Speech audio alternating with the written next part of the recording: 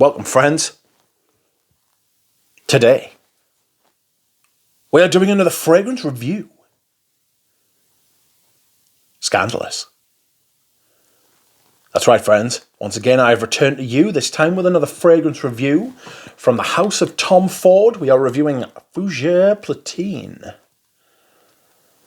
Okay, this review will follow my tried and trusty technique of telling you the notes, telling you which notes I get the most of, and just discussing the perfume, until I have satisfied myself that I have done it justice, or my feelings justice.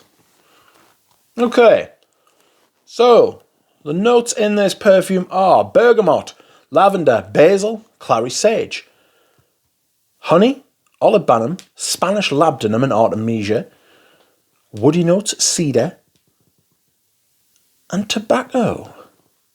And the main notes I get are artemisia, clary sage, honey, and tobacco.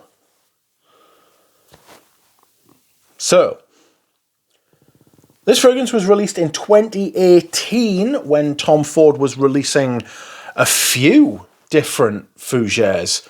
Fougere, Fougere Platine, Fougere d'Argent. He'd done something similar previously with the Vert line, Vert d'Anson, Vert Bohème, etc. And he just decided to release a line of Fougeres. It kind of felt like he was just throwing shit at the wall and see what stuck. And unfortunately for Fougere Platine, that was not what stuck. It was in fact Beau de Jour, which when it was in its private blend formulation was sensational.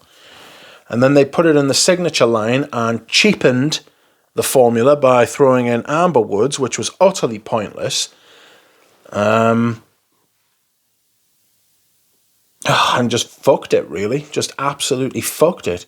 But this doesn't have amber woods in it. Unlike Fougere d'Argent, which even in the private line did have amber woods in it. And it kind of upset us a bit. I was like, ugh. It's got that gross, kind of gritty, dark, weird, woody, feels like it's getting between your teeth, chalky kind of vibe. Horrible. This opens up with clary sage and lavender. But not just that, you immediately get the artemisia like vibe from it, that little kind of absinthe aftertaste, twang kind of thing that it gives. It's dry, it's herbaceous, it's green. It also gives me a kind of hay vibe, but I'll come on to that. The lavender and the sage become very, very soapy after about 10 minutes. When the fragrance sort of settles down after being sprayed on your skin, everything sort of happens all at once, and then it sort of starts to like even out into its layers. Like those oil and water toys used to get, where you would like push them, like shake them all up, and all the colours would then like disperse into their different densities and layers. Kind of does that. Very soapy, very dry though.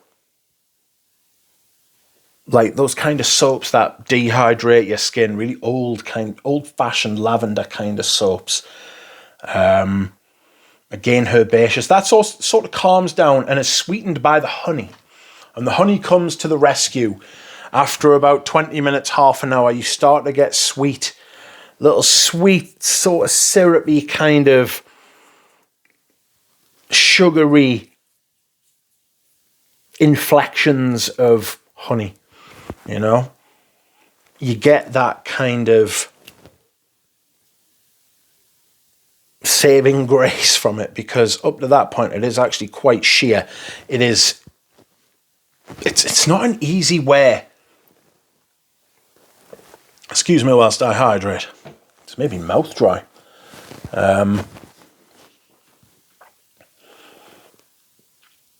The greenness, that kind of twanginess, that licorice shadow from the artemisia is always there. It gives this... It gives an interesting aspect to the perfume, which otherwise wouldn't be there, you know? And then everything kind of stays as it is for a while until you start to begin to notice the tobacco. And the tobacco is dark, but it's still extremely dry and almost hay-like. Like very dry hay is how this all sort of comes together. And it reminds me, the lavender, the sage, and the tobacco together all remind me, very strangely, of a particular aspect of Dolce & Gabbana's Pour Homme. There's sage, lavender, and tobacco in that, and the sage, lavender, tobacco in this, and it's a very similar vibe. And I think that's the vibe that we're actually going for.